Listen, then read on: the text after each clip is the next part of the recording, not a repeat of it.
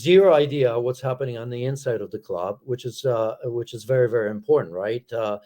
But yes, sometimes the occasion, as it gets closer, it kind of, the fans expect that you go and you go to the stadium, you say to yourself, my goodness, 2 games away, 3 games away, 5 points, 6 points, 7 points, and you start to realize that, wow, it's here for us to take it. And I mean, that's just honesty. Otherwise, I mean, not being on the inside of the club, I wouldn't know it. But Kay, I mean, if they don't do it right now, I mean, it'd be crazy. But look what City are doing. Look what Erling Haaland's doing. And you and I have talked about it.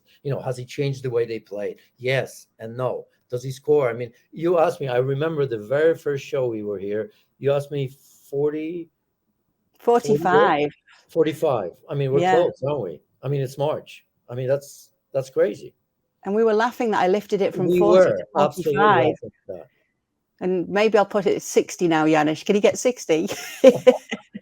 I mean, it just goes to show that we really, truly don't know anything. I, put my hand up. Sometimes, you think you know the game, and what he's doing is incredible. So given that you've brought up City, let's also remember City is still in the FA Cup. We've got the semi-finals to come now, and then potentially a final. They're still in the Champions League. Arsenal are not in the Europa League anymore.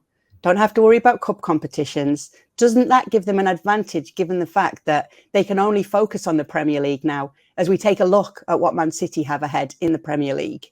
Okay, yes and no, because I think that City are just growing into the best time of the season right now. Just have a feeling. Erling Haaland aside, it just seems to me that City's been hanging around for a little bit, not at their best, but the best is yet to come, because there's so much talent there. And that's why, today, you and I and our producer, Rob, we were talking before the show, and I was ready to say, you know what, Arsenal are champions. And then I said, no, because I know how this game goes. And to me, Kay, City is starting to be at their best. And if they continue that, I still think they can overtake Arsenal. I hope Arsenal win it, because I enjoy the way they play. This is the best football that I've seen in a long, long time from any team. And that includes Manchester City, of course, and Arsenal of old.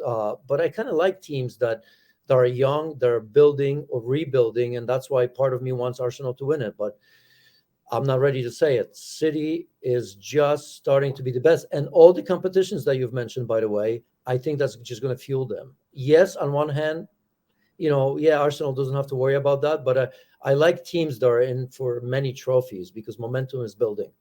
Yeah, momentum is building. And I know, obviously, City are who they are and can go on to win every game in the Premier League and still not win it. If Arsenal can keep up their end of the bargain, so what suggests that they won't? No, nothing. That's why I look, they're in the first place. They have a little bit of a cushion. They still have to play City. We know what happened already. They haven't. And if they lose and they do win out, other than that, they're still okay. Right.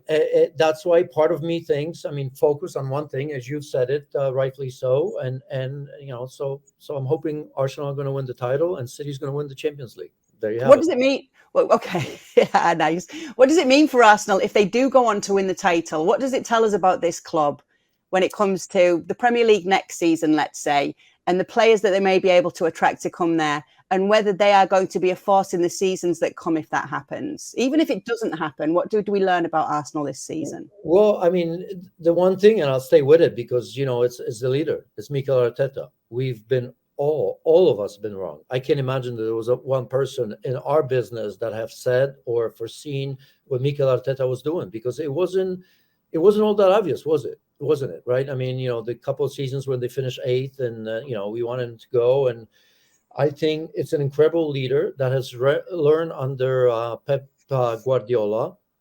That I would say at this moment, now that I think about it, I wasn't ready to say that before the show, but that plays better football than Manchester City, than his boss and his mentor, I guess. I'm assuming that Pep Guardiola is Arteta's mentor to some degree. I think Arsenal play best football in Europe right now, certainly in Premier League. So with that, and given the fact that Mikel Arteta was given the time that he was, do you think that this is a good example of showing what can happen when you do give a manager time to get things right, to put his stamp on his side, that you do reap the rewards?